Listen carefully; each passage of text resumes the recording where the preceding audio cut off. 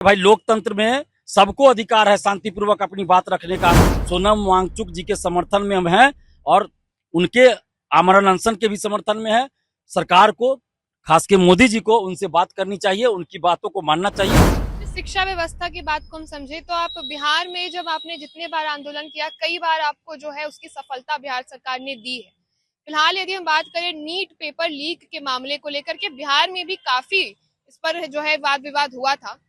धर्मेंद्र प्रधान शिक्षा मंत्री से लगातार लोग इस्तीफा मांग रहे हैं। आज भी कहीं ना कहीं ये प्रोटेस्ट, ये धरना और ये सब जो है एक इस्तीफे के लिए ही की जा रही है और पेपर लीक को रोकने के लिए की जा रही है। क्या वाकई धर्मेंद्र प्रधान से शिक्षा व्यवस्था नहीं? तो फिर धर्मेंद्र प्रधान की जगह दूसरा भी शिक्षा मंत्री बनेंगे, उससे कोई कोई उम्मीद मत कीजिए। बिहार के शिक्षा मंत्री कोई और थे पहले, अभी कोई और बन गए, उससे पहले कोई और थे, फिर भी पेपर लीक होता रहा है।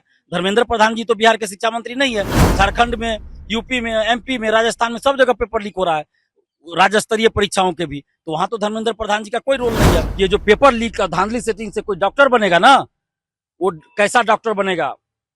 बीमारी रहेगी किडनी में, ऑपरेशन कर देगा हार्ट में कुछ प्रॉब्लम रहेगा, वो कर देगा किडनी का, लीवर का, उसको पता नहीं रहेगा कुछ। नमस्कार, स्वराज पोस्ट देख रहे हैं। यहाँ पर मैं हूँ आपके साथ सिद्धि सिंह। आज हमारे साथ बातचीत करने के लिए छात्र नेता दिलीप कुमार है। दिल्ली में आंदोलन चल रहा है नीट यूजी 2026 को लेकर के, पेपर लीक को लेकर के लगातार प्रोटेस्ट हो रही है, आंदोलन हो रही है। आंदोलन करने के लिए और छात्रों के हित के लिए बात करने के लिए आप भी जाने जाते हैं। सबसे पहले ये बताइए कि ये आंदोलन जो राजधानी में हो रही है, इसको आप कैसे देखते हैं? देखिए, आंदोलन लोकतांत्रिक ढंग से हो रहा है और इसका समर्थन हम करते रहे हैं। और खासकर सोनम वांगचुक जी जो आमरण अनशन पर थे, उनका हम समर्थन करते हैं, क्योंकि वो शिक्षाविद है, वैज्ञानिक है और लंबे समय से समाज हित, देश हित, युवाओं के हित में काम कर रहे हैं। लेकिन आज दुखद बात यह है कि नरेंद्र मोदी जी और प्रधानमंत्री जी को चाहिए था कि सोनम वांगचुक जी से बात करते, उनकी बातों को मानते, जो डिमांड है, और उनका अनशन तब समाप्त करवाते। लेकिन जबरदस्ती उनका अनशन समाप्त करवाना चाहते हैं और आज सुबह सुबह उनको उठाकर हॉस्पिटल में भर्ती करा दिया गया और वहां जो आंदोलनकारी थे, छात्र थे, छात्राएं, सभी को बाहर कर दिया गया, उठा के कहीं फेंक दिया गया बाहर। अब कहाँ फेंका गया, कहाँ रखा गया पता नहीं, लेकिन वहां से हटा दिया गया। तो ये तानाशाही रवैया को दिखाता है कि नरेंद्र मोदी जी इतने असंवेदनशील हो गए, इतने निर्दयी हो गए। अगर अन्ना हजारे जी का आंदोलन नहीं होता देश में भ्रष्टाचार के खिलाफ, तो कांग्रेस सरकार नहीं हारती और नरेंद्र मोदी जी प्रधानमंत्री भी नहीं बनते, बीजेपी सरकार में नहीं आती। वो अन्ना हजारे जी के आंदोलन का ही देना है कि बीजेपी सरकार में आ पाई 2014 में। लेकिन जब सरकार में आ गई तो अब कोई भी आंदोलन हो तो उसको कुचलने का प्रयास सरकार करती है। ये लोकतंत्र के लिए अच्छी बात नहीं है। लोकतंत्र में अनशन करने, आंदोलन करने, भूख हड़ताल करने, धरना देने का अधिकार सबको है। और यही बीजेपी जब विपक्ष में थी तो देश भर में आंदोलन करती थी, तो उस समय बहुत अच्छा था। लेकिन जब ये सरकार में आ गया तो दूसरा कोई आंदोलन ना करे। आंदोलन करेंगे तो आंदोलनजीवी कहलाएंगे, खालिस्तानी कराएंगे, पाकिस्तानी कहला जाएंगे। तो चाइना फंडिंग कर रहा है तो वो फंडिंग कर रहा है। इसका मतलब जब ये विपक्ष में थे और बीजेपी वाले जब आंदोलन कर रहे थे तो इनको चाइना से फंडिंग आ रहा था, पाकिस्तान से फंडिंग आ रहा था, तब ना ये दूसरे को बोल रहे हैं। यही जब सम्राट चौधरी जी विपक्ष में थे थोड़े दिन के लिए, तो डाक बंगला चौराहा पे आंदोलन कर रहे थे, तो उस समय इनको कौन फंडिंग कर रहा था? चाइना कर रहा था क्या? पाकिस्तान कर रहा था फंडिंग क्या? तो ये दूसरे को बदनाम करेंगे सिर्फ। अरे भाई, लोकतंत्र में सबको अधिकार है शांतिपूर्वक अपनी बात रखने का, आंदोलन करने का। तो अन्ना हजारे जी के आंदोलन की वजह से ये सत्ता में आए और आज आंदोलन को ही कुचलने का प्रयास करें, ये बहुत दुखद है। सोनम वांगचुक जी के समर्थन में हम हैं और उनके आमरण अनशन के भी समर्थन में है। सरकार को, खास के मोदी जी को, उनसे बात करनी चाहिए, उनकी बातों को मानना चाहिए और तब अनशन समाप्त होना चाहिए। शिक्षा व्यवस्था की बात को हम समझे तो आप बिहार में जब आपने जितने बार आंदोलन किया, कई बार आपको जो है उसकी सफलता बिहार सरकार ने दी है। फिलहाल यदि हम बात करें नीट पेपर लीक के मामले को लेकर के, बिहार में भी काफी इस पर जो है वाद विवाद हुआ था।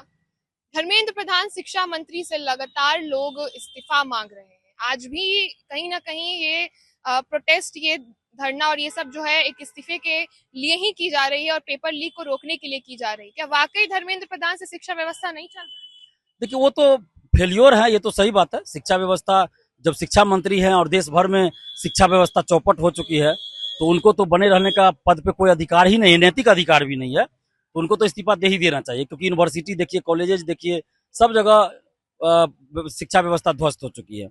तो ये शिक्षा मंत्री के पद पे रह के कर क्या रहे हैं। दूसरी तरफ पेपर लीक हो रहा है। लेकिन मैं ये भी कहूंगा कि सिर्फ धर्मेंद्र प्रधान जी के इस्तीफा देने से पेपर लीक नहीं रुकेगा। इनको इस्तीफा देना चाहिए, लेकिन सिर्फ इनके इस्तीफा देने से पेपर लीक नहीं रुकेगा। सिस्टम फेलियर, सिस्टम पूरा फेलियर है। और फेलियर क्या, इसको जानबूझ के किया जा रहा है। इसमें बड़े बड़े लोग इन्वॉल्व है, कई बड़े बड़े नेता इन्वॉल्व है, मंत्री इन्वॉल्व है, बड़े बड़े अधिकारी इन्वॉल्व है पेपर लीक में। तो जब तक उन लोगों पे कठोर कार्रवाई नहीं होगी, तो फिर धर्मेंद्र प्रधान की जगह दूसरा भी शिक्षा मंत्री बनेंगे, उससे कोई कोई उम्मीद मत कीजिए। बिहार के शिक्षा मंत्री कोई और थे पहले, अभी कोई और बन गए, उससे पहले कोई और थे, फिर भी पेपर लीक होता रहा है। धर्मेंद्र प्रधान जी तो बिहार के शिक्षा मंत्री नहीं है। झारखंड में, यूपी में, एमपी में, राजस्थान में सब जगह पेपर लीक हो रहा है, राज्य स्तरीय परीक्षाओं के भी। तो वहां तो धर्मेंद्र प्रधान जी का कोई रोल नहीं है। धर्मेंद्र प्रधान जी को इस्तीफा देना चाहिए, लेकिन साथ में पेपर लीक के खिलाफ कठोर कानून बने और उसको कठोरता से लागू भी किया जाना चाहिए। जैसे जो भी माफिया संलिप्त हो पेपर लीक में, चाहे नेता हो, अधिकारी, कोई भी हो, उसको आजीवन कारावास होनी चाहिए। स्पीडी ट्रायल किया जाए, 6 महीना से साल भर के अंदर स्पीडी ट्रायल करके उसको सजा मिले, उसकी सारी संपत्ति जब्त किया जाए। और इसके अलावे अगर वो जॉब में है, कहीं सरकारी जॉब में, तो वहां से बर्खास्त किया जाए। अगर कहीं पढ़ रहा है कॉलेज में, चाहे मेडिकल में कॉलेज में हो या कहीं भी हो, उस कॉलेज से बर्खास्त किया जाए। 10-12 साल तक उसका कहीं भी एडमिशन ना हो। और अगर वो जॉब में है तो जॉब से भी बर्खास्त हो, अभ्यर्थी है तो 10-12 साल तक वो कोई सरकारी नौकरी के लिए फॉर्म नहीं भर सकता है। और देखिए, इस तरह की व्यवस्था हो जाए, लागू हो जाए, तो पेपर लीक रुक जाएगा। जब तक कठोरता से लागू नहीं कीजिएगा तो पेपर लीक नहीं रुकने वाला है। मैं बार बार ये कर रहा हूं, मैं आज से नहीं, 2018 से पेपर लीक के खिलाफ लड़ाई लड़ रहा हूं और सड़कों पे लड़ रहा हूं, आंदोलन कर रहा हूं, जेल जा चुका हूं। और मुझे अनुभव है कि पेपर लीक कैसे होता है और कैसे रोका जा सकता है। हमने बहुत सारी डिमांड रखी थी केंद्र सरकार और बिहार सरकार से। 2023 जनवरी में मोदी जी ने उनमें से कई बातों को लागू किया, कानून बनाया। फिर जुलाई अगस्त में बिहार सरकार, नीतीश कुमार जी ने भी लागू किया। लेकिन अगर सभी डिमांड को, हमारा जो डिमांड था, उन सभी डिमांड को लागू किया जाता, तो आज पेपर लीक इतनी बड़ी समस्या नहीं बनती, पेपर लीक नहीं होता। लेकिन उसमें से कुछ डिमांड को ही लागू किया गया और देखिए आज पेपर लीक बहुत बड़ी समस्या बन गई है। तो याद रखिएगा कि आज पेपर लीक से युवा त्रस्त दिख रहे हैं, लेकिन आज से 5 साल 10 साल बाद एक एक आम जनता त्रस्त होगी। क्यों? ये जो पेपर लीक का धांधली सेटिंग से कोई डॉक्टर बनेगा ना, वो कैसा डॉक्टर बनेगा?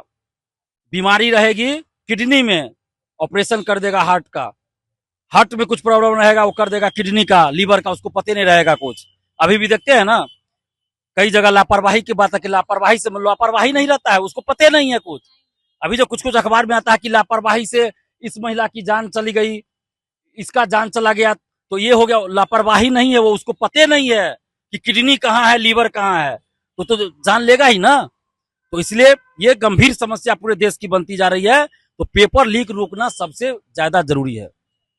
हमारे साथ छात्र नेता दिलीप कुमार थे। शिक्षा व्यवस्था भारत में किस प्रकार है, और साथ ही हमने बात किया कि पेपर लीक जो कि एक बहुत ही बड़ा मुद्दा है, जिसे भारत सरकार, बिहार सरकार नजरअंदाज करती हुई दिखाई देती है बहुत बार, जिसका खामियाजा जो है भारत के ही युवाओं को भुगतना पड़ता है। आगे चल के जो है इस पर क्या कुछ कार्रवाई भारत सरकार करने वाली है, ये देखना होगा। फिलहाल छात्र नेता दिलीप कुमार ने अपनी प्रतिक्रिया दी। बने रहिए हमारे साथ, देखते रहिए स्वराज गोल, जहां 28 वर्षों के सफर में 18,000 से भी अधिक छात्रों ने डॉक्टर एवं इंजीनियर बनकर सफलता की ऊंची उड़ान भरे है, जहां साधारण छात्र भी बिहार एवं झारखंड टॉपर बनकर बड़ा इतिहास बना रहे हैं।